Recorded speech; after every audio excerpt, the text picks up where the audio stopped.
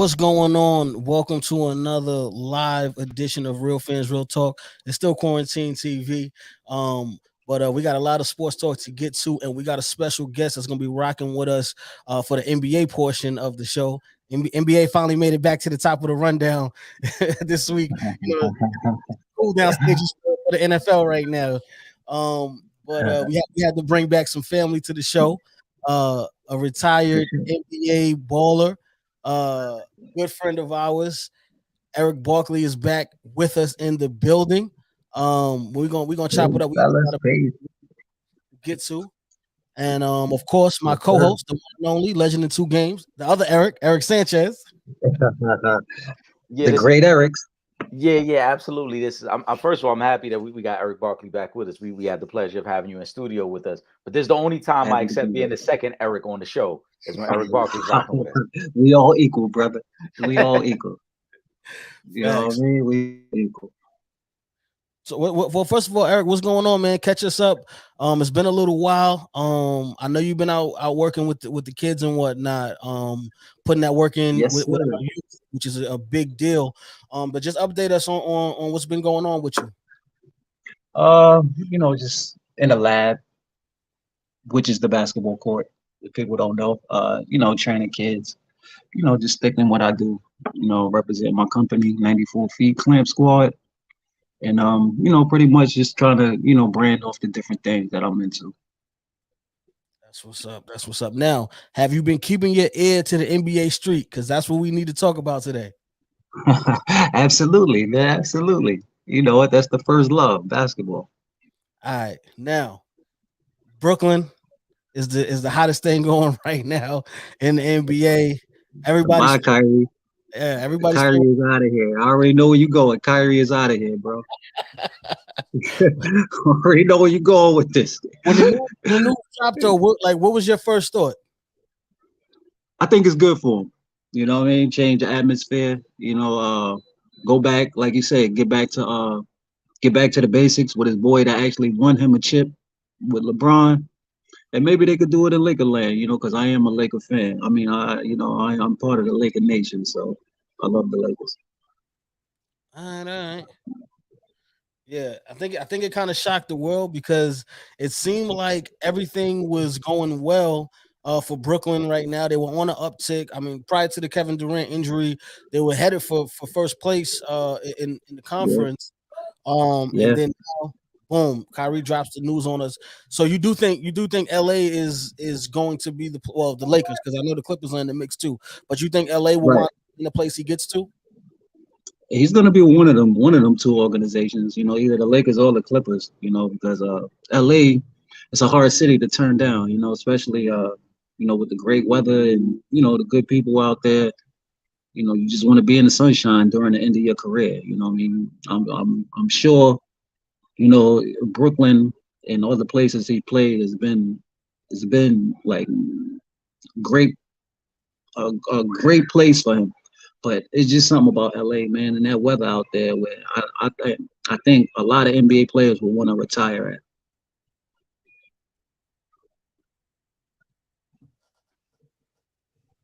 Yeah, man. I agree. I think it is going to be the Lakers. You got to take into account the relationship with Braun. I think you also got to take into account that the Lakers are probably going to be one of the few teams that are going to be willing to give him the extension that Yeah, he's looking man. for. Absolutely. And you gotta know too who else he won a ring with. Well, the only person he want to ring with, Well, Braun. There you have it. There you have it. The only person you want to There run you with. have it. Yeah, I mean, I don't think we should be There you shocked have it. though. And Eric, you would know much better than we would because you've been in them locker rooms, you've had them negotiations and them conversations with front offices. This was something that's been kind of brewing. We heard about Kyrie in the front office not really seeing eye to eye this off season. I think Kyrie has done everything he can in Right. his power to make it work in Brooklyn, and Brooklyn really hasn't reciprocated the love to him. I think honestly, I think the timing is great for Kyrie because now you force the Nets like, hey, I tried to be the good employee here. Y'all wasn't willing to see eye to eye Absolutely. with me. So now it's time for me to handle my business. And just to piggyback on what you just said, most people that don't play, professional basketball don't really know what's going on the outside. It's kind of like back when I played, it was more of a a owners league to where the owners controlled everything, where the players could go, what they can do, how they should eat and shit. You know what I mean? But now it's more of a players league to where the player can decide where he wants to go and which is better because you might owner might send you somewhere where you really don't want to go, and now the player has the opportunity to pick where choose his own faith now. So I figure Kyrie got mishandled by the organization during his whole during his time of putting out news that was I say it was nothing wrong with it. It's just he was opening people's minds up. That's all I can say. And the Nets didn't support him. And it's time to part ways when you feel like that. No hard feelings. We did what we came to do. But if we couldn't, I couldn't get y'all over that hump. So let me go. So now where does that leave Kevin Durant, 1, and 2? Where does that leave Brooklyn? Well, where that leaves Kevin Durant is what he did to Russell Westbrook when he left OKC. So, now Karma came back, so, he got Kevin Durant is one of the top players in the league. I'm sure he could get somebody to cover the cost for Kyrie, being that he's a top 5 player. I'm sure somebody else that if the Lakers do decide to do a trade, Westbrook might be back in Brooklyn. So there go Kevin Durant Karma again. Do you think that Westbrook gives them the best opportunity to compete out of all because I'd say it was narrowed down to 4 teams they were saying right now between the Lakers, the Clippers, the Mavericks, and the Suns. Do you think that Westbrook is the best piece that Brooklyn could get if they do wind up losing Kyrie? Well, it depends who the Suns want to give up. It depends who the Clippers want to give up. Because there's other young talent out there who can do what Kyrie do. But as far as like I have that like experience, I would go with like either Westbrook or like the Lakers trade or the Suns to get a veteran point guard in there with KD. Yeah, and I agree if Chris Paul should be a Laker anyway. This goes back to where the NBA the NBA, what's the name? His trade voided his trade when God rest in peace Kobe when Kobe was alive. Now Chris Paul should already be a Laker, so maybe they trying to make up for that and make that happen again. Who knows? Yeah, I mean in terms of the options, and Eric is completely correct, man. That it all depends on what they're getting back for Kyrie Irving. What the package is going to be. But I think Russ makes the most sense. Right. Because Brooklyn has shooters already. They got Curry, they got Joe Harris, you got KD, and all that fits perfectly in what Westbrook does as a guard, as a lead guard. So I think it makes the most sense. Yeah. Chris Paul on paper, you could make the case, but Chris Paul isn't what he was a couple years ago. Right, I totally agree. Yeah, Westbrook needs its own identity. He can't play with the lights up of LeBron because LeBron is taken away from his strengths, from what I see on the court. Mm-hmm. Westbrook came into the Lakers organization averaging a triple-double like the last 3 years before he became a Laker. When he became a Laker, all that stopped because LeBron is dominant of the ball, and he's like a 3-man point guard, to where the point guard can't really do his job. So that's why I say Westbrook would need his own identity. It would be best for him to leave. Is there any way, because now you being a trainer now and you having the level of experience that you have over your career playing basketball, is there anything that you may have done differently with the Big Three in LA to try to make that work? With the Big Three, which would be Davis, LeBron, and Westbrook, right? Yes. I would run a triangle offense. That's something that the coach is not doing with that type of talent. And in the triangle offense, that goes back to where I played. And if you really study the triangle offense, a lot of players on the court would get open opportunities in that offense. So again, I blame the coaches for not having the experience to coach that talent. We Simple. Just put in a triangle offense with that group. That's what I would have did with that big three. And it would have been a different story. but do you need Phil for that? Because No, everybody hell no, you don't need No, Phil. you You don't don't need need no Phil for the Phil ain't know the triangle. He was taught the triangle by Tex Winners. That's a So fact. anybody could actually learn. You know what I mean? So anybody could actually learn. Phil ain't invent that triangle. You know what I mean? Y'all giving too much credit to Phil. Shout out to Courtney. We see Shout out Courtney to in the Tex. chat. Shout out to Tex Winners. Tex You know, Winners and never like gets the credit he deserves. yeah, facts. Back in my era, like in the NBA, a lot of teams was running the triangle. You know what I mean? It wasn't just the Lakers. They just had the right pieces to make that shit look good. You know. Yeah. But Hey, you take a team like that I was on Portland. yeah. You know, we did the triangle sometimes, but we didn't do it majority of the time because Pippen taught us the triangle. Okay. You know, Pippen and Kerr taught us the triangle, and that offense is deadly. That's a deadly offense. You gotta know it. That's a fact. And that's what I would have did with the big three. Yeah, we've You seen know, the that success big it's three had. with LeBron, definitely a triangle. Then they got the shooters in the corner, definitely. Eric, we got a fan mail question for you that just came in. Shout out to Courtney. She said, Sure. her uncle said that you and Marcus Taylor had a battle at either the Nike camp or the ABCD camp. One of those, y'all was going at it. Wow, she took back. Woo, Marcus Taylor. Yeah, I remember Marcus Taylor. Yeah, that was a competition. Woo, he took it back. Yeah, he was a great opponent on court. What I can remember about Nike camp, man, they invited like all the top. They don't even do this anymore. This is like back in the AAU era where they invite like the top tier, not even say top tier, like the top recruits in that class, and they all come together at this camp at Nike All American Camp. They call it It was called Nike All American Camp, and there's just so many top players there to where you just got to compete. You got to wake up and compete from the time you wake up to the time you go to sleep. And that's how you become who you are. You become a household name in the AAU world. But Marcus Eric, Taylor was definitely a great player to play against. I want to actually brought up a great point about that era of basketball and having to compete and kind of earn your spot. We're seeing a lot of what's the right word for it? We've seen a lot of feistiness in the league the last 2 weeks. You know what I'm saying? It needs to be that. And that's what I wanted to ask you. The league needs that. That's what I wanted to ask you. That. Are you happy to see that now in the league?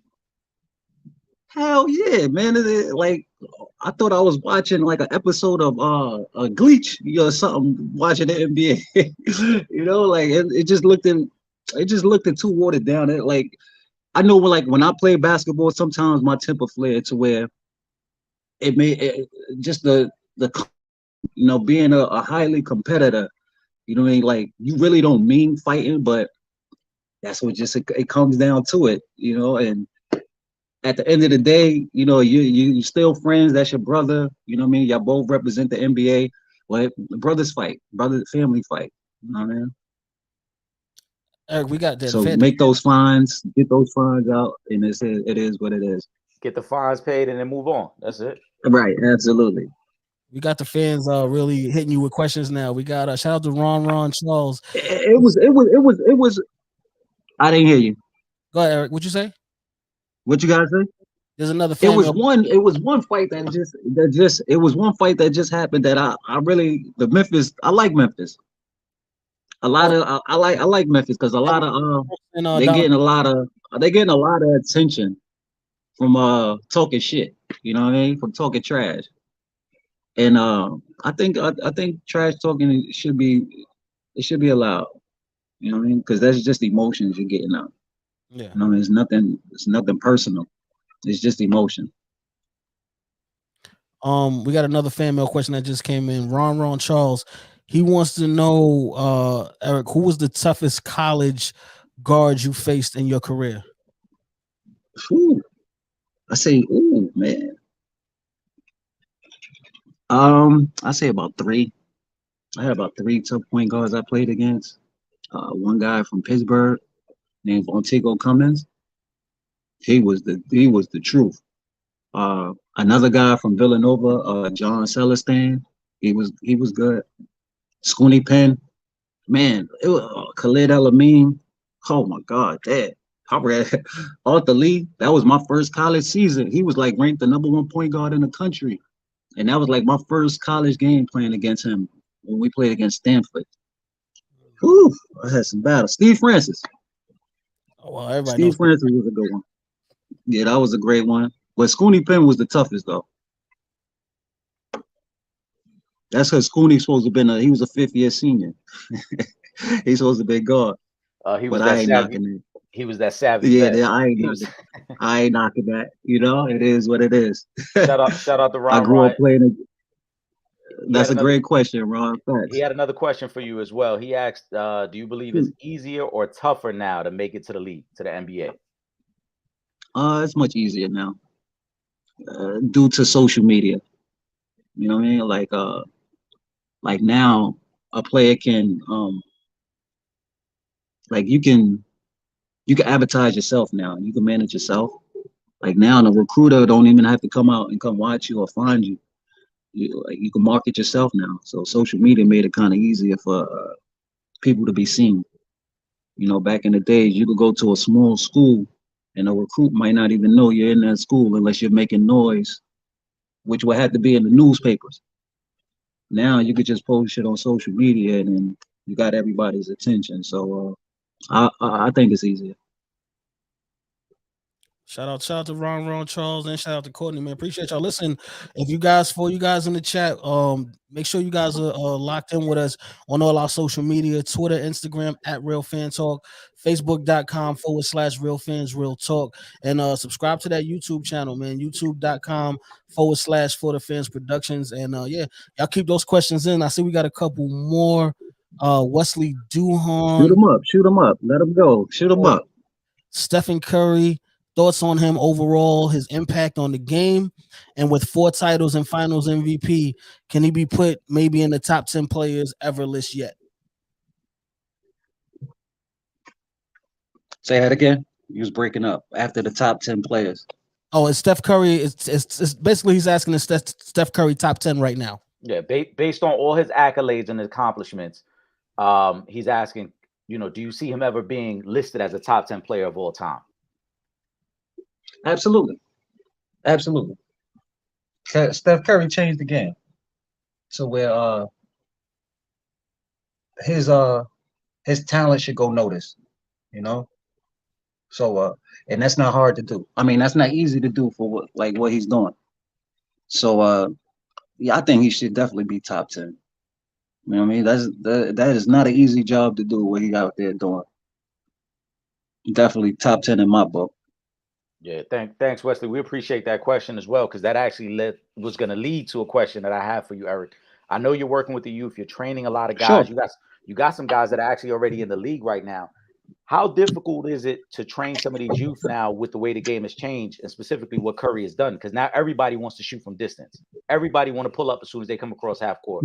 How has that changed the way you train the youth?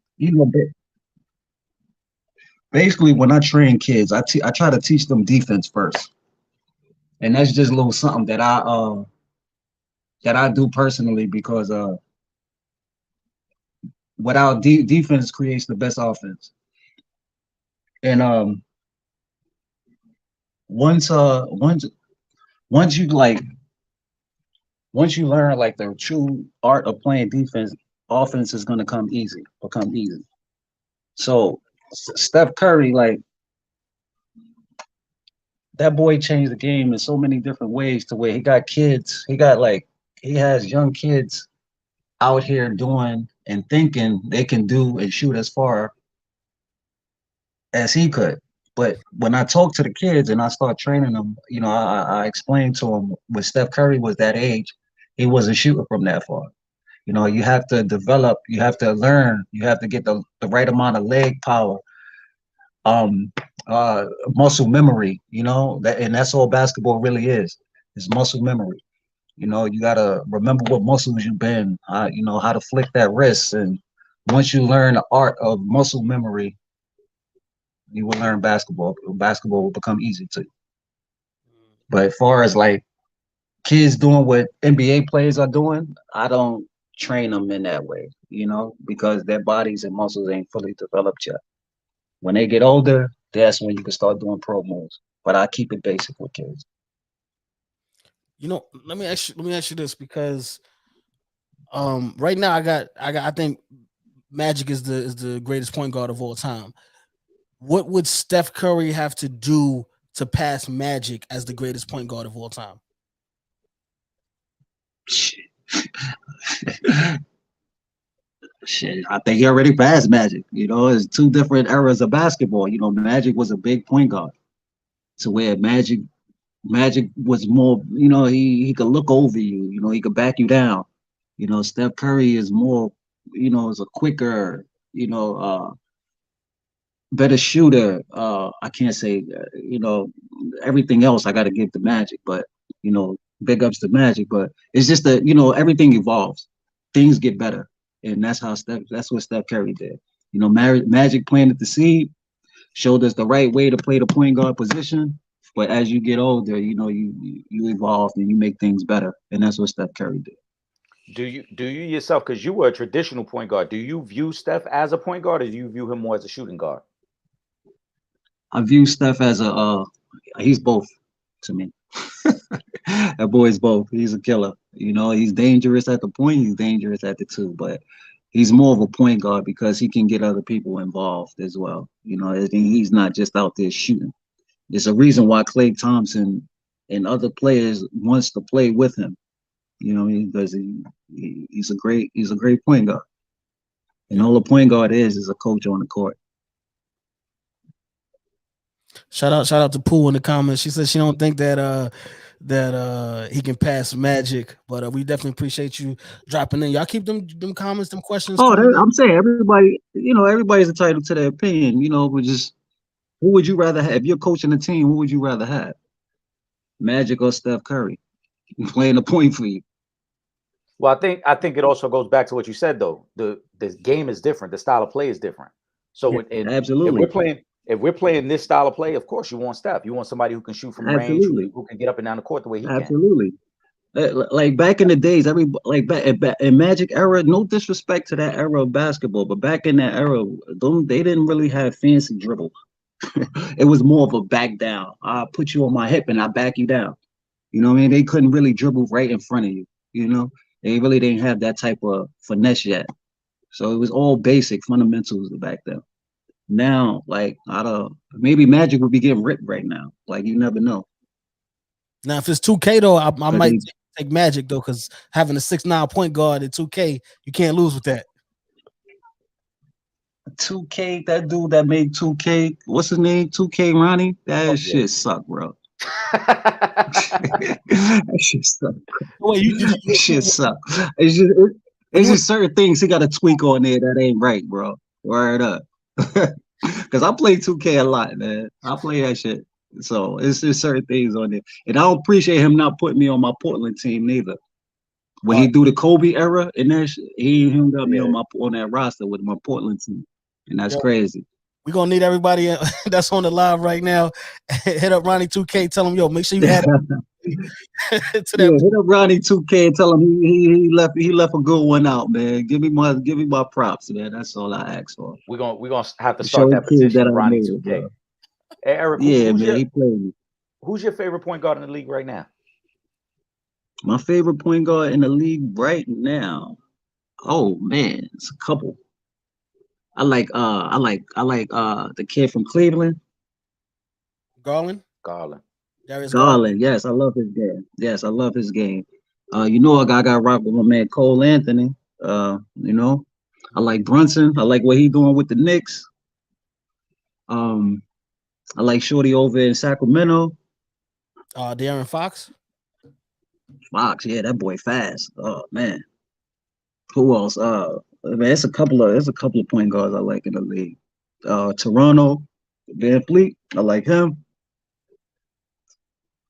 Man, it's a couple, man. It's a good day for NBA point guards, in NBA now. I figure like it's fair. it's a fair go around now with point guards. Yeah, we got a lot of You know, Lamelo got me though. Lamelo is my top tier point guard though. Lamelo Ball. yeah, he's a problem. Hopefully, I want to see Yeah, I Lonzo. fucks with Lamelo. Lamelo is the truth. I think. Who is that? I said I hope Lonzo couldn't come back too because he's been out for a long time. But Lamelo is definitely the truth. Yeah, yeah, I know. I fucks with Lamelo. I like that little kid. We got a throwback question. But Shorty from Cleveland. Ooh, Yeah, I hear you. we Shoot got him. a throwback question. It's not too much of a throwback because it just went down. But we spoke about all the fights that have been going down. Pooh, she wants to know. And I'm gonna put the question on the screen for everybody. Shannon Sharp versus Memphis and Ja's dad. Who's at fault? You said Shannon who loves. Well, I'm not gonna allow no LeBron slander. Man, Pooh. I appreciate that, but man, I'm tell part of it. I ain't gonna. man, somebody go tell John Morant father go sit down and enjoy the game, man. You ain't fucking with no Shannon Sharp. This dude is a fucking tackle. This dude played football, man. Did anybody ever have a fight with a football player? Them boys is too aggressive, man. I'll leave them boys alone. I don't care how old he is. That boy is in Shannon Sharp is in shape. Leave Uncle alone, man. Shout out to Shannon Sharp, man.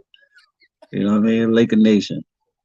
I'd have been right aside of him if I was there with him. Shout out to Shannon Sharp. Thank you for the question, Pooh. We appreciate you. You mentioned. Say that again. No, I was just saying thank you to Pooh for the question. Let me get at you. I want to ask him a couple more basketball joints though, man. You mentioned Jalen Brunson. What's going on with the Knicks? How do you feel about the Knicks right now? Do you feel like as an organization they're moving in the right direction? Oh yeah, absolutely. You know, even though I hate the Knicks because they ain't picked me in the draft, so I will hate the Knicks for the rest of my life. But Brunson is definitely doing a great thing for their organization. You know what I mean? They got some key players there that can do make some noise in the league for sure. It's a good piece they added. They just got to surround him with, you know, they got some great pieces. They missing one thing. I can't really put my finger on it, but they playoff bound for sure. They missing Donovan Mitchell. That's what they missing. They that's the big man, right? That's their big man, right? No. You think it Mitchell Robinson? No. Mitchell Robinson. They need Donovan Mitchell. Yeah. Donovan Mitchell. That's on Cleveland. Yeah, absolutely. He's supposed to came to the Knicks, right? Yeah, they messed that up too. He's from New York. He's from New York, right? Something like that, right? They didn't want to give up them, you know, when Utah wanted though.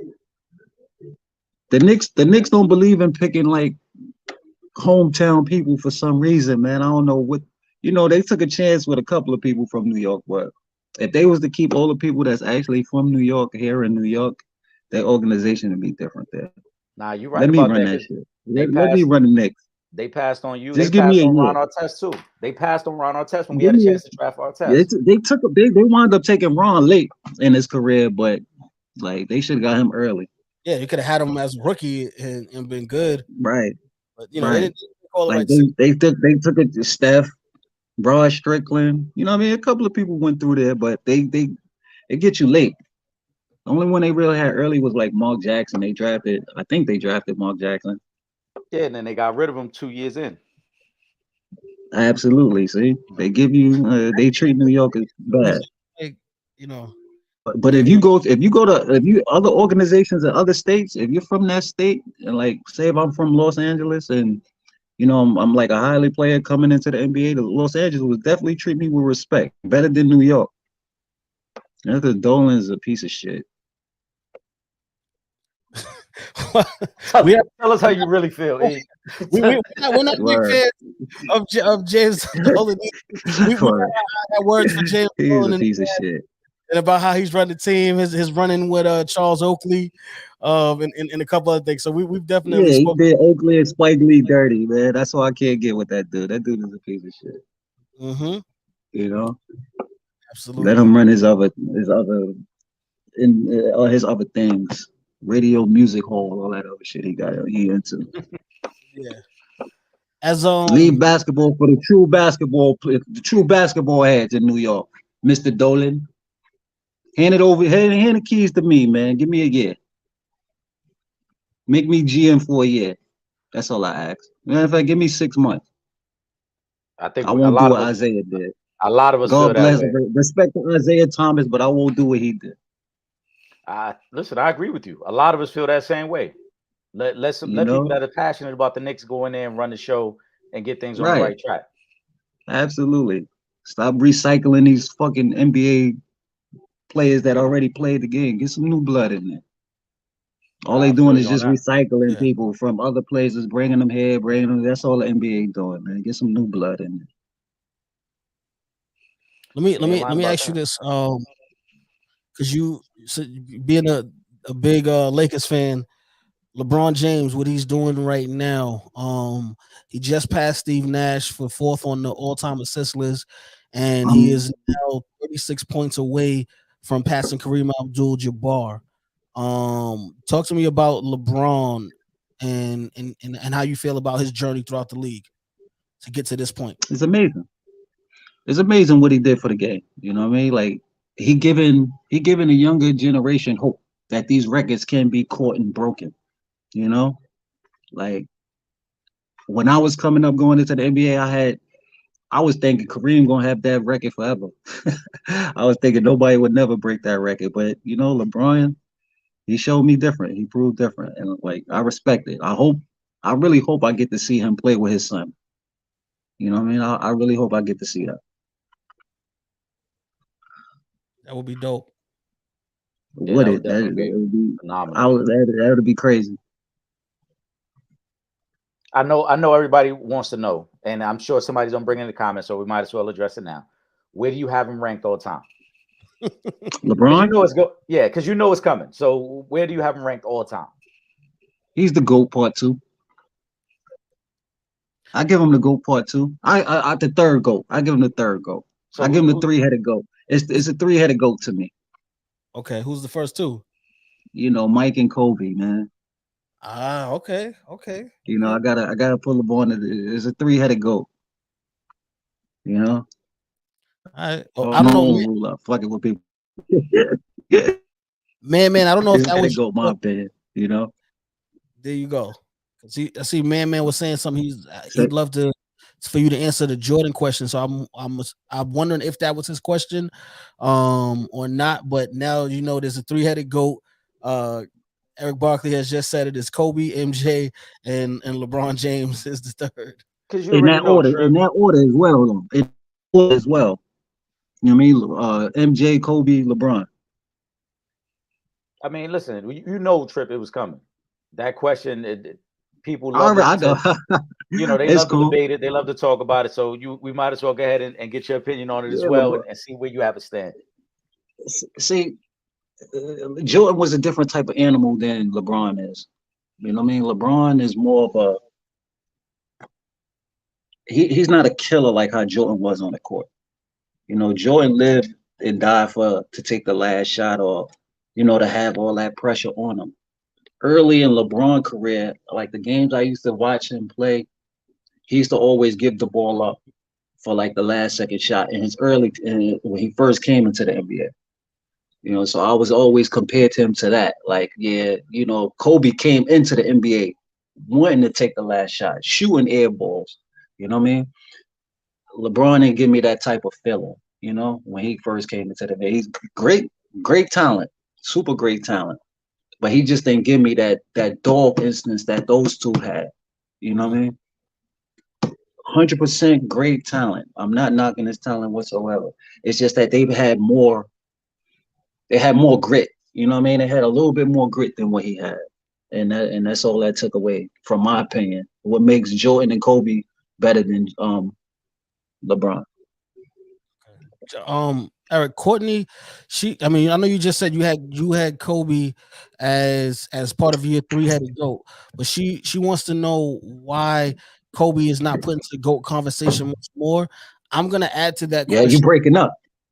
Can you hear me now? Can you hear me better now? I hear you, but you sound like a robot. Hold on one second. Can you see the question on the screen? Because I posted her question on the Let me screen. know, E. Let me know if you can hear me, and I'll present the question. You hear me good? Yo. It sounds like a robot. Yeah, his connection is freezing up. Yeah, I think your connection is freezing up. Okay, I think you're back now. Can you hear better now? All right, hold on. Eric Barkley's having some technical difficulties, y'all. We're gonna get right back to it. Yeah, Courtney, that's a good question by Courtney. I mean, we'll talk through it until we get Eric back on the joint. I think Kobe. I've put Kobe in the GOAT conversation before. I don't have him as my GOAT, but I've had discussions about him being in that conversation, which is more than fair. The only reason for me that it's tough to ever put him as the GOAT is because he wasn't the best at his own position.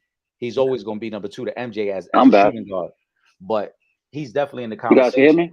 Yeah, we hear you, Eric. Can you hear us? Can you hear better? Yeah, I hear you. It sounds a lot better. Okay, Right. Eric, what you were just I had to throw my glasses off. What you were just saying, Eric, was what I was going to add to Courtney's question for Eric Barkley. Why does Kobe not get put in the GOAT conversation more often? And what Eric said when you checked out for a second, he was saying that because Kobe is a guard and we always look at Mike as the number 1 guard, it kind of hurts him in the GOAT conversation. I hear you, but GOAT. All right, man.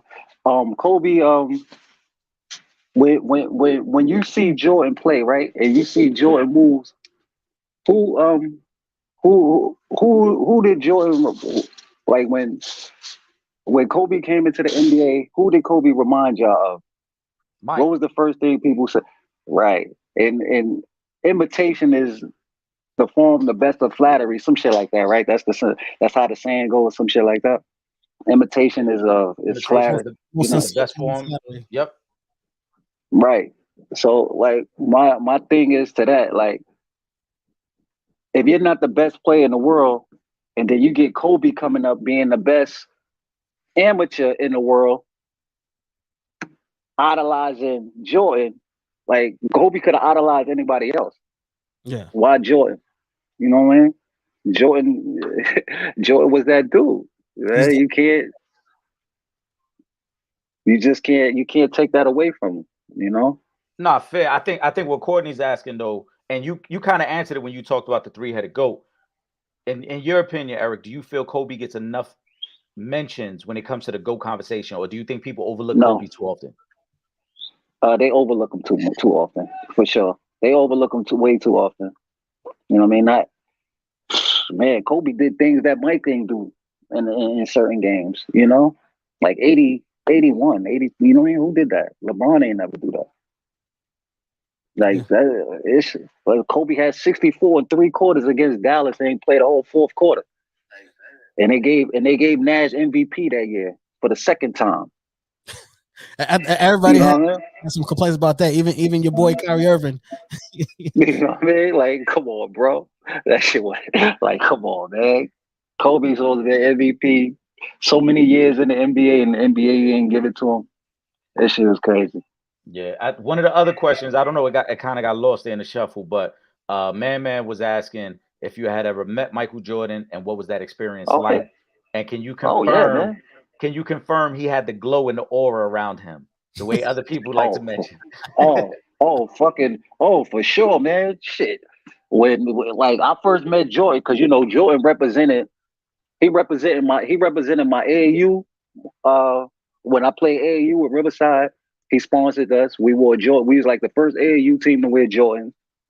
And then when I got to college, we was like one of the first universities to wear Jordans as well. That's when he started coming out with his brand. So I was like under Jordan early. So when I met Jordan, man, he reminded me of you ever seen the movie The Last Dragon? Where Bruce Leroy had to go. When you get that glow. Facts. That's what I see. Like that's what came in my mind when Jordan came in my presence. He had that glow like The Last Dragon. You know what I mean? And then I met him on later, like in college. That glow was still there. Then I make it to the NBA, and he playing on the Wizards now. Still got the glow. You know what I mean? Like Jordan is Jordan, man. So God bless the child, man. You know what I mean? Is there anyone else that you've met that you felt that way about? Any other player? Or just Steph Marbury. Steph Marbury had that glow since we was. Steph is what, 2 years older than me. I was playing against Steph since I was 9. Steph had that glow early, bro. Steph Marbury. I'll kid you not. what was those matchups like with you and Marbury? Man, Steph, you knew Steph was gonna be unique, man. From the first day you seen him, he just did everything as a pro early, and that comes from, you know, the tradition of his brothers playing, and they just passed the talent on, and then you know Steph, he took and learned from all his brothers, and then he made himself into the shit. You know, Steph always had that glow as well. Marbury, gotta love it. That's Brooklyn right there too. And he's You know? he's the guy over in China right now. Absolutely. I'm trying to get with Steph over there. You know what I mean? I gotta get out there. Now, I need a couple of basketballs. I need some things going for my brand. And I'm sure he can help me with it. Ron had a statement. It's more of a statement than a question. He said Stephon Marbury should be in the Hall of Fame. I don't know if he got blackballed. Absolutely. Special. Absolutely. Well, hold on. Absolutely. Correct me if I'm wrong though. Steph's still playing over there, right? Nah, Steph is retired. He's retired over there. I train his son too, Lil Marbury. Steph gonna get in though. Steph gonna get into the Hall of Fame because the Basketball Hall of Fame isn't restricted just to the NBA. Yeah. So at some point, Steph is gonna get in. I think. No, you will. Because the things he's doing for basketball. Yeah. Right. Just the things he's doing for basketball outside of this country is just phenomenal. You know what I mean? And like a lot of people should take a page from his book and just study him for Black History Month. You know what I mean? Because Steph is Black history. You know what I mean? Absolutely. That's a fact. Hey, E, I want to ask you too, man, because we seen a movie come out, Point Guards. Who in your opinion? Oh man. Who in your I'm opinion? upset about that shit. Oh, let's speak on it then. Let's speak on it. Let us know what's going on. Get it off your chest. Who wrote that? Who wrote that? Who? I heard KD had something to do with that movie too. He did. Yes, and he did. It's a bone I gotta pick with KD. You know what I mean? It's a bone I gotta pick with because if you don't know everything in the tradition about New York point guards, do not put your name attached to nothing, bro. Because there's a lot of people you left out. You know what I mean? I ain't even talking about myself. You know what I mean? You got Booger Smith, you got Jamal Tinsley, Jaquay Wall. Like you got so many point guards that made it to the NBA. You know what I mean? That had better careers than the people that was on there. No disrespect to the people that was on there. But you got guys that put in work just as much as they did is not getting the recognition. That's crazy. You know what I mean? I was a McDonald's All-American. You know what I mean? I got Big East chips. I went to the Elite Eight. How the fuck I ain't make that? I was a first-round draft pick. How the hell Ed Cota don't make that list? Ed Cota is the #1 leading assist guy in Europe, in Euro basketball. How you not make that? Shaheen Holloway had the record in the McDonald's All-American game. Seton Hall head coach. How he's not on that? He's from Queens. You know what I mean? Like I said, if you don't have nothing to do with New York tradition, stay out of New York business. You know what I mean? That's a shout out to KD. You know what I mean? Keep your shit in DC, bro. You don't see me doing nothing with DC players. Who I say Victor Page was the best player to come out of DC. You know what I mean? There's a question in the comments about another New York point guard, Omar Cook. Shout out to Ron Charles. He's asking if you remember. Well, I mean, I'm sure you remember Omar Cook, but St. John's as well.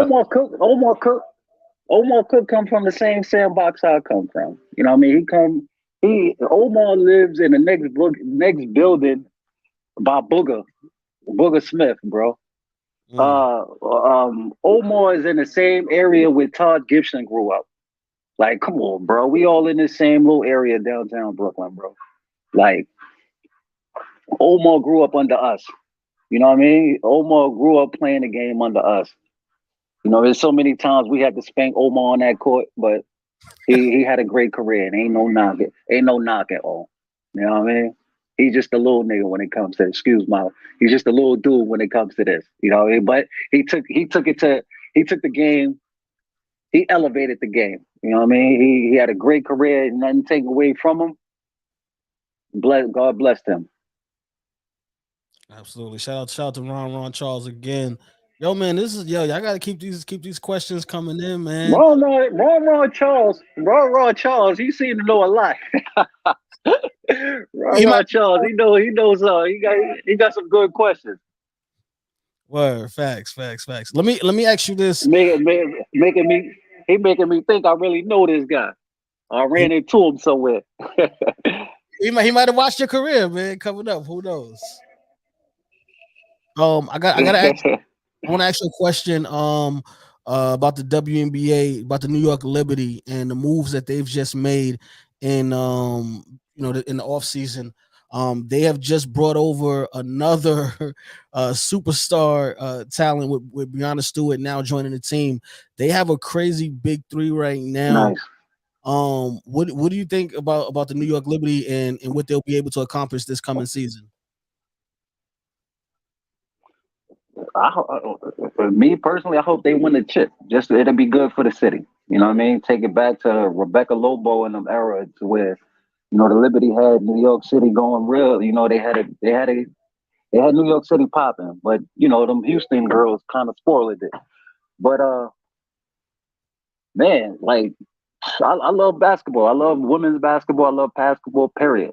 But again, it goes with the coach. The coach got to get them the freedom, and he got to create an offense for them to be successful.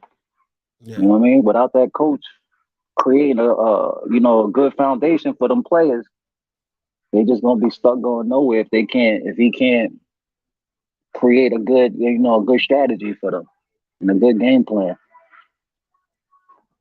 Gotcha. That's a great segue to this question that we got from Melissa. She got a couple questions in the chat right now for Eric. She wanted to know, growing up in New York, who were the best female hoopers that you had seen, and who in the WNBA the top 3 females ever? Shamika Holdsclaw and Sue Bird by far. Who else? Oh man. There go. It's gonna come to me. Oh man, little girl from around here. Shamika Holdsclaw was a beast. Yeah, the little girl from Fort Greene. Oh man, I'm Epiphany. I can't get her last name. Epiphany. She used to play with the Liberty as well. Epiphany. I can't get her last name, but she's from Fort Greene. Her, Shamika, and Sue Bird was the best female. Oh, Nisha Butler. Nisha Butler was another one. Now those was like the 4 best females I ever seen play. You mentioned Sue Bird. Her number in New York City is going to be retired this year. I believe the date is June 6th. They're supposed to be retiring her jersey. Talk to me about Sue Bird, because you guys have some history as well. Yeah, man. Sue Bird was in my homeroom in Christ the King, sitting right in front of her. I used to always play her hair and bring her breakfast to to school in the morning. That's my homie. Sue Bird is my homie for life. Like I said, I went to high school with Sue Bird, so that's like a difference. Man, I seen that girl play. Just a great talent. I played 1-on-1 against her. Just having fun in high school as kids with her. AE, were you talking about? You said Epiphany Prince that played with the Liberty? Yeah, there we. I had to look up the last name as well. Yeah, she's from Fort Greene as well. Yeah, I saw her kind of growing up and playing ball as well, and she's definitely a rare talent. You know what I mean? Rare talent. I think Melissa wants to know about Candace Parker. What's your thoughts on Candace Parker? Candace Parker is good, great player, but I've seen better. Like I said, Shamika Holdsclaw was the best female I ever seen. Who's your GOAT amongst? By far. She thinks it's Candace Parker. Huh? Who's Candace Parker, the GOAT? Yeah, Melissa is saying that Cynthia Cooper is the GOAT to me in females basketball. Okay. Cynthia Cooper. That is the GOAT in female basketball to me. Nobody else. Cynthia Cooper. Shout out to Cynthia Cooper, man. Yeah, she's definitely a legend. Gold medalist, champion, won on pretty much all levels. And absolutely, absolutely. But Cynthia Cooper is the GOAT. Man, we appreciate everybody who's tuning in, sending them questions, man. These are great questions. Facts. Keep them coming while we got. We're gonna try to keep Eric Barkley as long as we can. So y'all better get some questions. It's all good. It's all good. I got a little bit more time left. But y'all, like, to the people, man, I'm coming out with a podcast too. Barking Out Loud. So, I'll be going over things to where, like, I really don't like high school basketball here in New York. And like what's really going on with the AAU and high school basketball here in New York. And that's what I really touch on. You know what I mean? I'm like on the coaches at AAU and in high school, because they out here trying to collect checks and not really developing talent. So it got to be me to call these people out. It got to be me. Absolutely.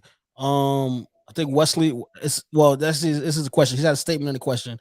He says that his top 5 in the WNBA are Cynthia Cooper, Diana Taurasi, Maya Moore, Lisa Leslie, Cheryl Swoops. But Cheryl Miller was better than them all. If she didn't get hurt. Absolutely. I watched the video. If was a split, right?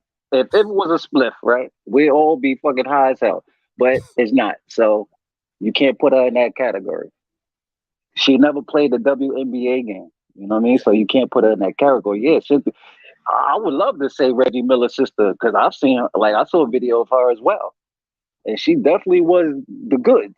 You know what I mean? But you can't put her in that category because she never played. You know what I mean? She never played at that level, I should say. So you can't really put somebody in that GOAT. That GOAT, if they don't have no stats to back it up. Yeah, very true. Hey, last time when we were in studio, and I'm glad you brought up the AAU circuit and some of the things you're seeing with the youth. What are some of the things that what are some of the things you're working on personally to try to change that mindset? Because we talked about how social media is affecting these kids and their ability to get noticed without really having to put in a lot of work, just make a lot of cute IG clips and people think you're rated higher than what you are. Then you got the AA circuit, which is pulling away from the traditional high school schedule. What are some of the things you would like to see change to help these kids out? Like I said, the coaches in the in these AAU programs got to start doing. They got to start doing the right thing more. You know what I mean? They got to start really tapping into the kids more.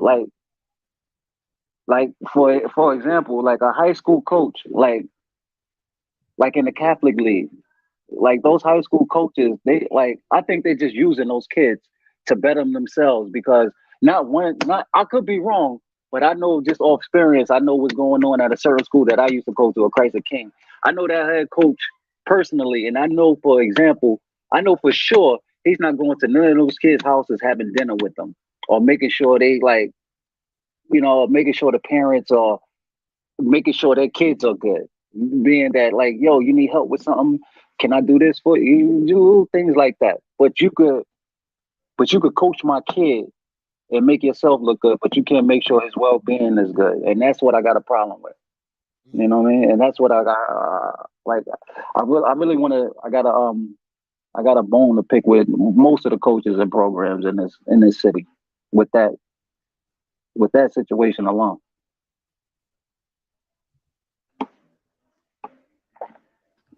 Hey man, what else we got? Trip, we got any more NBA topics on the rundown?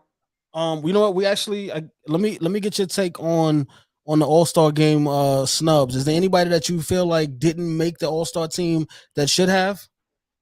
I don't even know the bench list. I just know the starters. So I didn't even see the bench list yet. Well, I'm gonna give you one name who I want to know about who didn't make the team, and that was James Harden. Philly is playing pretty well right now this season. James Harden is nah. Let somebody else in there. Give somebody else a shot. We saw James Harden enough. Like what he gonna bring new to the All-Star game? Yeah, I guess it's more for his resume at this point than That's all it anything. is. Yeah. Yeah, all right. They the shit. Like I said, remember the shit I said about Kobe? How they didn't give him MVP as the shit he earned? Let him sit back home. Let him chill. Let him chill in the studio with little baby. With little baby. Well, Lil Baby Right, probably let at the him. game though. He gonna be at the game. I want to hear James Harden rap. I want to hear him rap. I want to hear him make an album I don't like want. Shaq did. It's just for fun, man. I just want to put up for the laughs, man. Well, man, Kobe did it. You know what I mean? Yeah, as you can know, I love Kobe. Yeah. Well, I You mean, know that was what Italian. He rapped in Huh? Italian, so his album. He did the Yeah, album. in yeah. I first played against Kobe in high school, man. AAU World, and I just love. I fell in love with his game ever since, man. Ever since the first time I seen him play, I played against him. Hmm. I should say. Oh wait, hold on. How did that go? Because Kobe. Last time I checked, he said he never lost to anybody. So how did that game go? Listen, man. Like Kobe was on the AAU team called the New Jersey Players. They flew him in to come play with them, which they had Tim Thomas and Vince Carter on that team. We played them at Florida State. At the it was the tournament up in Florida at Florida State College, and we played them in the championship. Me, Ron Artest, and Elton Brand, we were sophomores at the time in high school. And God bless Mr. Lorch, the owner of Riverside. He took us to travel with the older team. Man, on the older team was Willie Durst, Kevin Morris, Vasil Estevic, couple other guys. And like I said, we ran into Kobe and them in the championship. That boy was taking 2 dribbles over half court, shooting threes. I'm like, who the hell is this guy? They was like, that's Jelly Bean Bryant. I was like, shit, he go to the NBA. He is phenomenal. That dude was just doing shit I'd never seen before. Vince Carter was also on that team, and we won. You know, we won that game. So, you know what I mean? That was like the first. They considered that AAU team to be the best AAU team assembled of all times, and when we had the second best AAU team, and we beat them in Florida State. Can you let the people know about your high school team at Christ the King and how good they were, and the couple of the guys that were on that team with you that they might know? Oh man. Well, first and foremost, I went to Christ the King High School in Middle Village, Queens, here in New York. Right there, I played on a. We had 5 first rounders, I should say, 2 females and 3 guys. The years that I was in Christ the King. On my team, we had a guy who was All American when we was freshmen and sophomores, named Ira Miller. You know what I mean? I always got to give him his respect because Ira was the big name before we even got on varsity. And it was Ira's team. And I always said that this is Ira's team. So big shout out to Ira Miller. And then you had Lamar Odom, which I call him Lamar Kardashian. Another guy, Speedy Claxton, who has a ring with the Spurs. Mm-hmm. You know, that was my backcourt guy. And us three was our first round NBA players. And we won the city championship as a sophomore. And we lost the states to Stephon Marbury in them, to Lincoln. Then the next year we came back and we went to the city championship undefeated. Then we lost to Rice in the city championship by 1 because Lamar. It wasn't his fault, but he just missed a finger roll layup under the basket, which he should have dunked. Yeah. And you know what I mean? That sums up. You know what I mean? That sums up who I play with that crazy kid. You know, and it was great. It was fun. Who never knew that we all would be successful like that? Just a bunch of kids coming from a different place in New York City, and we made it happen. You mentioned Sue Bird earlier. Who was the other female at the school? Oh, Shamiqua Holswell. Oh, Shamik. That's right. Yep, they go to 5 first round draft picks that I was in Christ the King with. That's crazy because Yeah, 5 to come out from that group of players to all get drafted in the first round, and especially when you look at Sue Bird and her career and what she's been able to accomplish in the WNBA, she took it to Crazy, right? other extreme. Crazy. She How doing what LeBron doing, but she don't get the recognition. She right? doing what LeBron doing, but she don't get the recognition. She been a winner of her whole life, high school, college. When she went to UConn, just like Shamika, they've Yeah, been winners their whole life. High school, Shamika went to Tennessee, won. Sue Bird went to Connecticut, won. They've been winners, man. Christ the King produced nothing but winners, man. I went to St. John's, I won. But I ain't with no hood. I ain't with no NCAA chip, but I got close. I got close to the core, And how But Sue Bird and Shamika, they definitely took it to the next level. My man Lamar and Speedy got one. They got a ring for me. I get to see it anytime I want to. yeah, how absolutely. how crazy was it when Shamika went to Tennessee and then you see on the cover of Slam magazine where they had But they highlighted her as probably a woman who could play in the NBA. she had the 23 jersey on too. I remember that. I Yep. think she had like a 23. I don't know if it was a Bulls or New York Knicks jersey, but Shamika was good enough. She used to practice with us. That's how I know she was good enough to hang with the guys. You know what I mean? I'm like, yo, who this girl? Wow, wow. Come hit you with a crossover right down the middle lane. Oh, she is nice. She got my respect, you know? I remember one time she put a move on Lamar. She crossed him over, went past him and slapped. Like she laid it up, but she clapped like the backboard with two hands. Back then, that was a big thing. If you could clap the backboard, like before you could dunk, Hmm. if you could clap on somebody, that was like a big thing when we was kids. You know what I mean? And when she did that, Wait, she like clapped on Lamar Odom? yeah, when she crossed him first, and, Lamar tried to recover. He tried to recover and block her shot, and she clapped backboards on him with two hands. I just dropped everything and left off the chair. I couldn't believe I witnessed that shit. Was Lamar Odom Bruh. 7 at the time? Say that again. We were sophomores in high school at the time. So he was, Lamar was about. He just hit after freshman year. When we came back as freshmen, Lamar was 6'7". okay, As so a freshman, he was he was like 6'1", 6 feet as a freshman. We came back that next year. That man was about 6'8", 6'7". when No lie, she clapped on him, was he 6'1" or 6'7"? 6'7". He was 6'7", That's good. but still had all his guard skills, which was scary. You know what I mean? Oh man. 6'7", still able to move like a 6-footer, which was scary. Speak on that because there's a younger generation that don't know how good Lamar Odom was coming into the league out of Man, Rhode Island. oh man, Lamar. Like I said, man, somebody could be that big and handle like a guard and keep up with me. I'm like, what the fuck? How the hell this is even? Is this real? Like, like how the hell? So like me and Speedy used to let him play the point guard, and we were so fast. Like when he'd get the rebound, we'd break out down court to try to get easy points, and we'd let Lamar bring it up. Me and Speedy just run the lanes, and you know what I mean. That's what made us kind of deadly at Christ the King. You got somebody 6'7" that can handle the ball like that. You like what the? Who the? We ain't losing at all. Do you guys get back But the city definitely. from those the guys from Say that? that again. Do you guys still get together? The teammates from that era in Christ the King? No, I said, do you guys still say get that again. do you guys still get together? Your teammates from Christ the King from that season. You breaking up. You sound like a robot again. Yo, can you hear me? Eric, I can hear you? you. Say it again. Yeah, no, I said, do you guys you guys still communicate? Oh How come yeah. We communicate. Yeah, I still speak to the guys.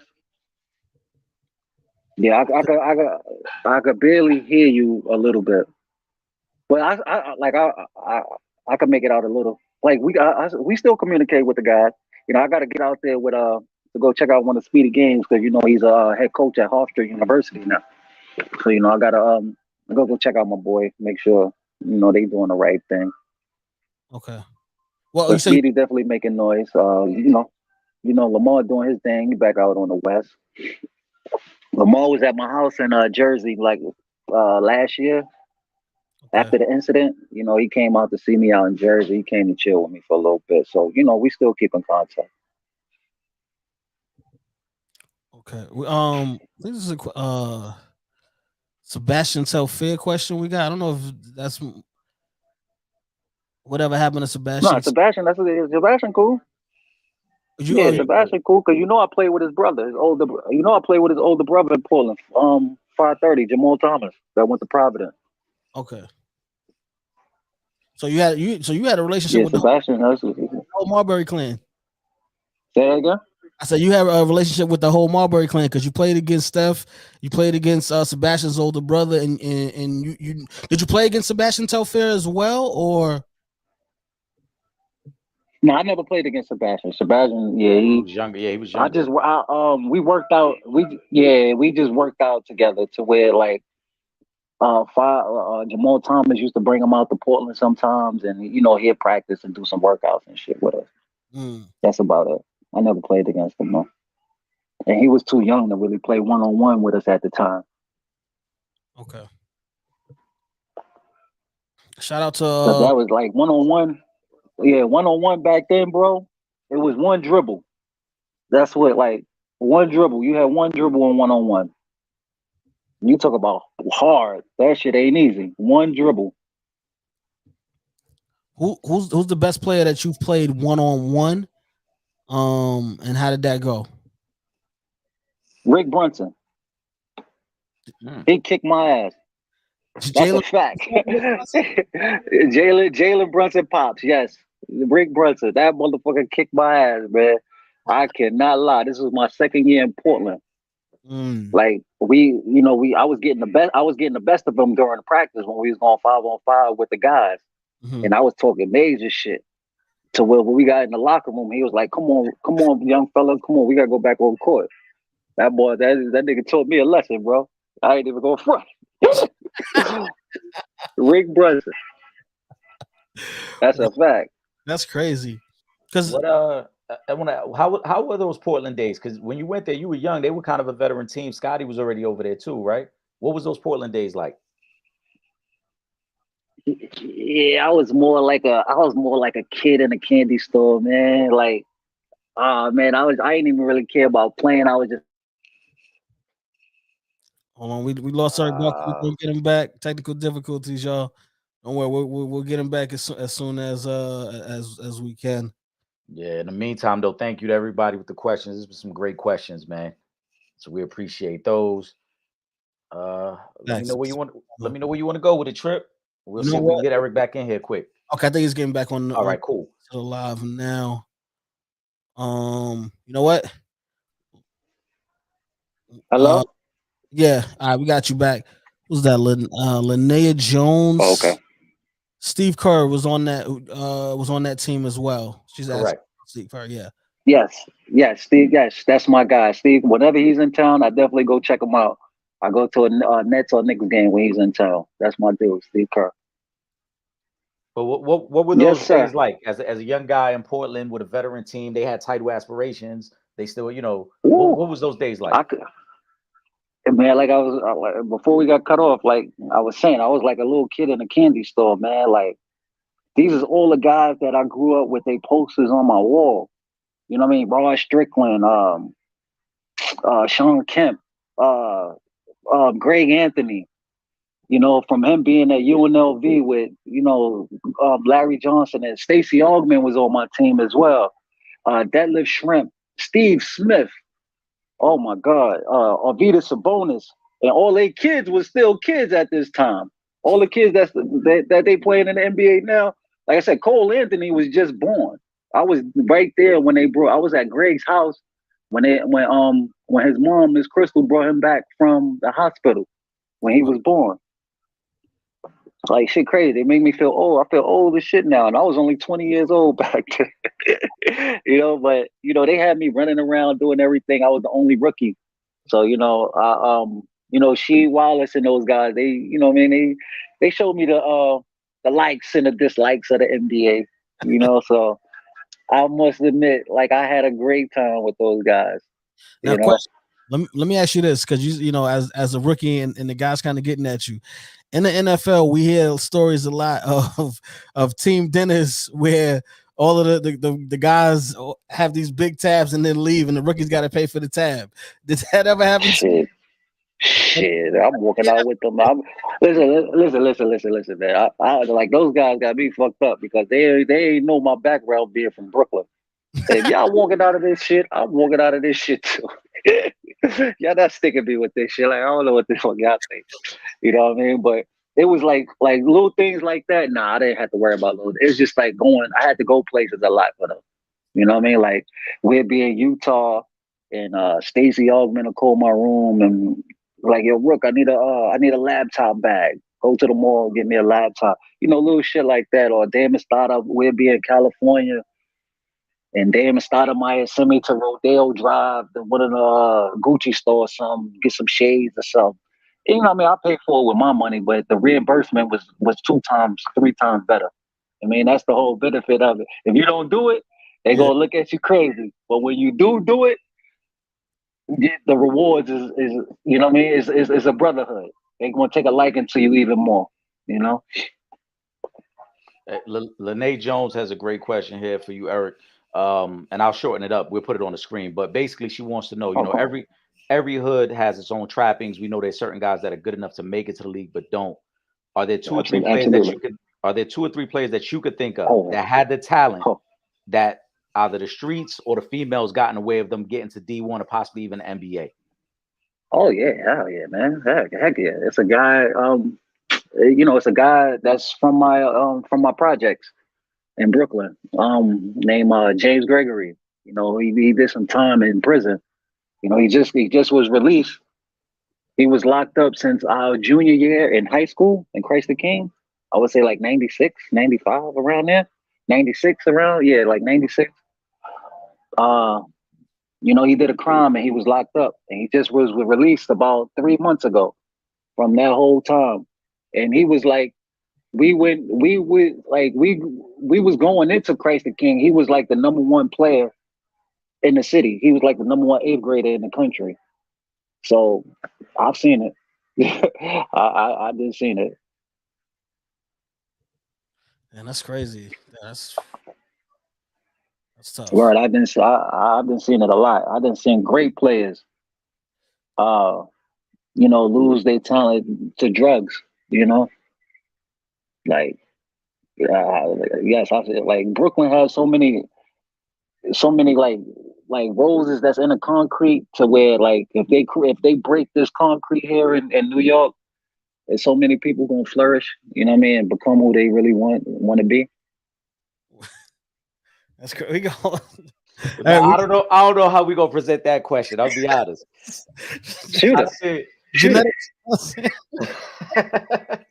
Well, hey, listen, shoot it, man. Shoot it. No. Shoot it. No. We're gonna put it up on the screen. You know, but she wanted to know, obviously, not trying to get you to snitch, but today's NBA players are a mess with IG models. So how in your time in the NBA did y'all get ladies? You ain't got to get too descriptive. You ain't got to get too descriptive. Ask anything. I don't care. Ain't nothing. You can ask me anything. No. I would answer to my answer to my best ability. You know what I mean? But that's more than fair. But the way the ladies they met you in the room, or we went out to clubs, bro. You know, baby, we met females the old-fashioned way. We went out, or they was right there waiting for you in front of your hotel lobby, or the real ones made it up to your room. How the hell you got in there? I don't know, but I'm changing my room, and we can do it like that. Or, but yeah. Like social, like I said, social media made it easier for everybody. Like you can go shopping without even going to the supermarket. Like, come on, man. But social media is the kind of the gift and the curse too, because a lot of these women be exposing these athletes, you know, to get their clout up or they change up or whatever. So it's kind of the gift. It's more of a curse because while you putting their business out there, you also putting your business out there too. So I say more of a curse if anything.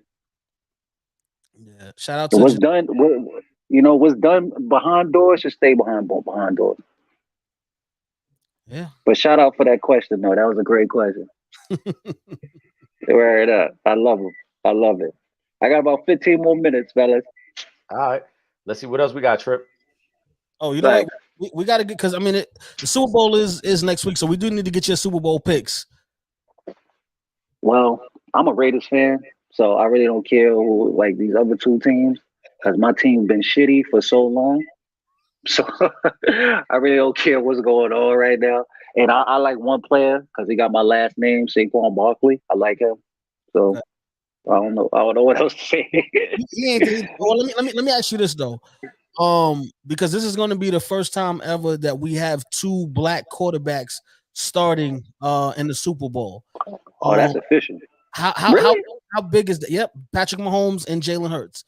How big is that Hold we on, have? hold on. One quick. Russell Wilson, he never played against another black quarterback when he was in the Super Bowl? No, Russell Wilson. He went up against Peyton Manning and Tom Brady in his two Super Bowls. Got you. Okay, got you. Okay.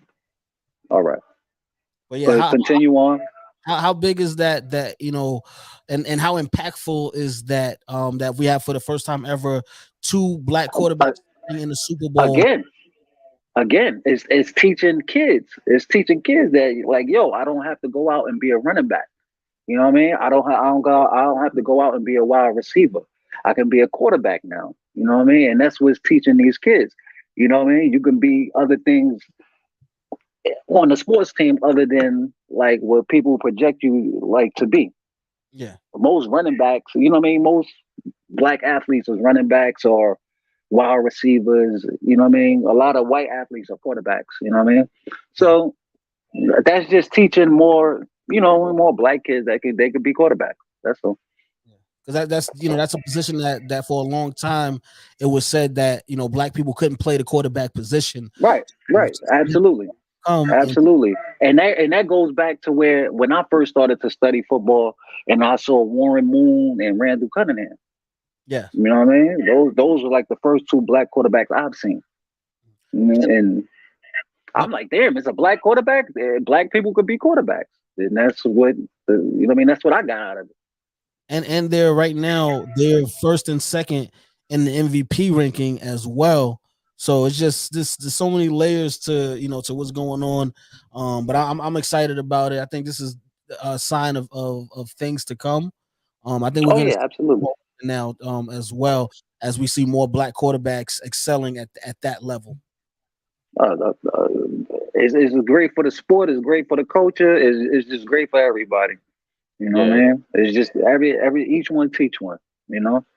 Absolutely, it's amazing. I think for like Tripp said, a number of different layers and levels to it. Right. But also that they've been able to do it in the way they have. So they're not traditional quarterbacks like you mentioned, Eric, how back in the day white quarterbacks stand tall and then he just throw the ball around. These guys are true athletes. So now they've changed the position now. They've expanded what we expect from a quarterback because of what Patrick Mahomes and Jalen Hurts do. Wanna call. Absolutely. Oh, we had a boxing fight go down this weekend. Amanda Serrano, she became the undisputed featherweight champion. Went down right here in New York City. Did you guys get to check out the fight at all? Nah, I ain't check it out. Yeah, I didn't watch any of the fights this weekend. I had a family function I was at last night, so I didn't get to see the fights. Yeah, I didn't get to check this one out. I'll let you guys know. It was more of a bloodbath. She beat that girl bad. It was pretty clear. Unanimous. What's it, UFC? What was that, UFC? Nah, boxing. Just regular boxing? Yeah, featherweight. Okay. Yeah, she's one of the best female boxers right now. And yeah, she's the undisputed featherweight champion of the world. She's gonna fight today. Yo, Derek, I'm on a conference call. You gotta be quiet, bro. But, I'm back. That went down this week. So hold on. I see we got another question from Dion Hoops page, whoever that is. Shout out to Dion Hoops page. He says, "How good was Jay Williams in college?" Oh man, Jay Williams was good. Oh man, Jay Williams was good. Jay Williams was good, but he wasn't ready. Like he when we left college, like when I left college, I saw that boy start to excel a lot more. But the guards that was in college in my era when Jay Williams was there, he wasn't that dominant, I would say, for when my class left, if that makes sense. But Jay Williams was a hell of a guard, man. You know what I mean? That was like that was the guard I had to be that Duke. You know what I mean? Sorry to say it, but you know, he had to get it at Duke. And Jay You Williams, know? that guy. No, he's great guard. But he just had to get it at Duke. Yeah, You know what I mean? Great guard. His NBA career got cut short because of the injury. See, but that goes. You got to read that contract, because in that contract it tells us, and I'm surprised he still got paid too, because in that contract it tells you don't supposed to be on motorcycles. You know what I mean? But being he from Duke, you know what I mean, they get extra privileges in the NBA if you come from Duke. Chicago, you know, Chicago Duke and North Carolina. If you come from those two schools, you get extra privileges in the NBA. That's what most people don't know, neither. Yeah, Chicago looked out for him. Melissa got a question for you as well. I think this is what she was meaning. She asked DJ Wagner, how good is he? And if you gotten a chance to see him, who happens to be DJ Wagner, DeJuan's son, right? Oh yeah, trust me. I trust me. I know basketball. I know who she getting at. No, it's just the way she worded it. The way she worded it, I think she left something off it. That's why. Nah, I get it. I get what she was trying to say. But DJ is going to be phenomenal. You know what I mean? He just got to pick the right school, man. You know what I mean? The right school and the right coach that's going to help him. That's going to help his talent get seen more. You know, and that's what, because that boy is good. Correct me if I'm wrong. I think he's going to right now. He's verbally going to Kentucky with Coach Cal. Hey, that's a great look, man. That's a great look. I just hope he don't, because the only thing I say about Kentucky is they recruit a lot in your position, right? And I don't want to happen to Isaiah Briscoe to happen to him.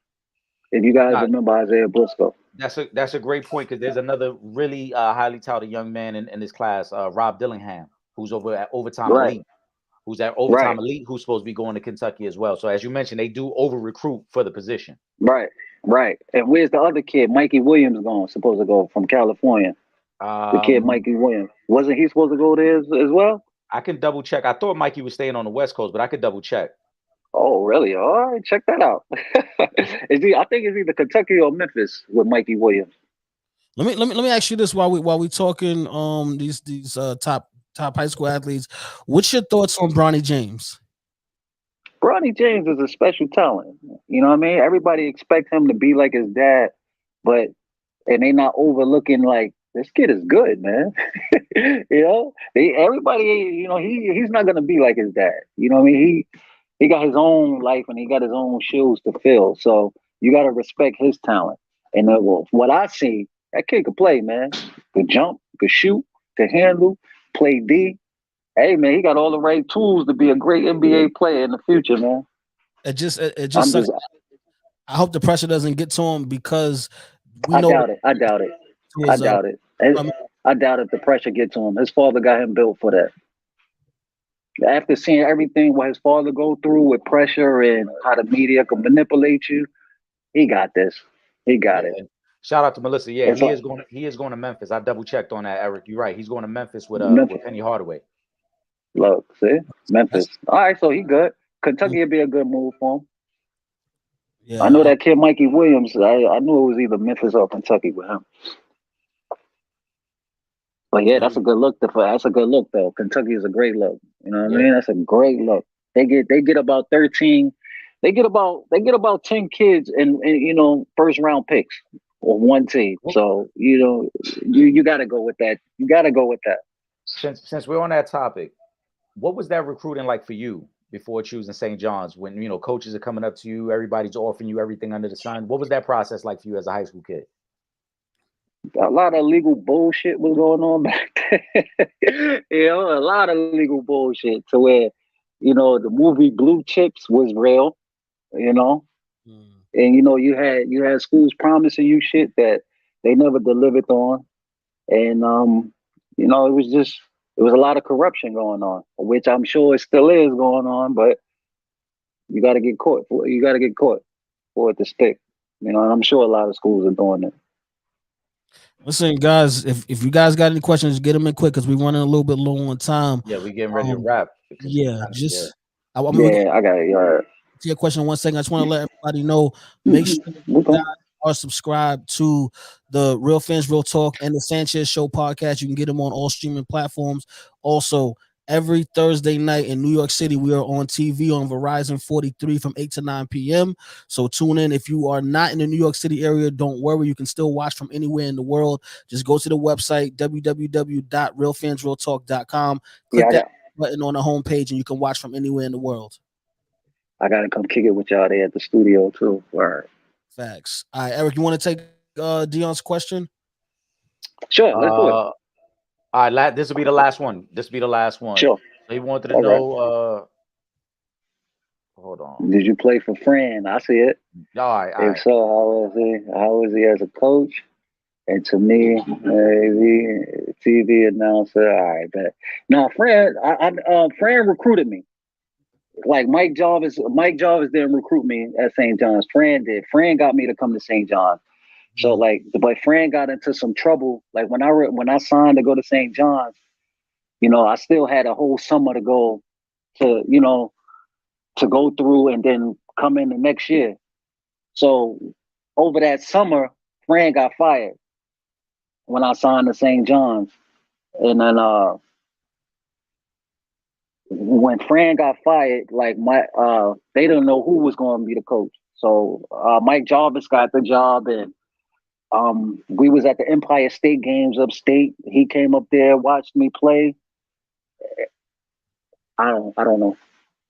And, he came to watch me play in the Empire State Games upstate, and then from there, like me and him, we've been cool ever since. But Fran was definitely recruited me to come to St. John's. I wanted to play for Fran. It just, you know, it was a player that was there before me. I was coming in taking his spot. Fran recruited me over him. I think he was from Massachusetts. Shannon, I forgot his name, but that's who really told on Fran. That's who did all the snitching on Fran. Wow. The guy who Fran recruited me over. I forgot his name. He was from Massachusetts too. Yeah, he was mad because he lost his spot. And he spilled the beans. Yeah, he knew somebody was coming in for all that time, and he was like, "Man, let me get Fran out of here too." Wow. So that's all that was. Listen, if there's parents out there that have children that want to get them into or get them with a good trainer, so they can, you know, excel in their basketball journeys, how can they link with you? Just hit me up on Facebook, Eric Barkley. Just hit me up on Instagram, The Real Eric Barkley, or even on Facebook, Eric Barkley. My name, you can call me and DM me on Facebook or anything, and we can go from there. I bet. Eric, you want to give us a final thought so we can get up out of here? Man, first and foremost, thank you to Eric Barkley for spending the time with us, man. We greatly appreciate it. We know you're busy. We know you still with us a little longer than you originally had told us. Yeah. Those kids hit my phone up. They hit my phone up crazy. I told them I'm coming out. But it's also cool when you work for yourself, man. So, you know, to wrap this up, man, I just want to say thanks to you guys for, you know, letting me on your platform. You know what I mean? New York City always did good by me. Shout out to the rest of the world. Shout out to my New Yorkers. And you know, only place you can go is up, man. Especially when you've been down. That's a fact. We're gonna get back with you real soon, man. And we want to thank everybody who was in the chat and tuning in today. Great questions. We really appreciate it, man. You know, yes, sir. You can take us home from there. We're gonna see everybody next week. Yes, sir. Love y'all. Love. We will be back next week. For myself, Trip Young, my co-host, Legend in 2 Games, and the family to the show, NBA. Word. Baller. Peace and love, y'all. Word. Peace and love. We up out of here. Peace. Yes.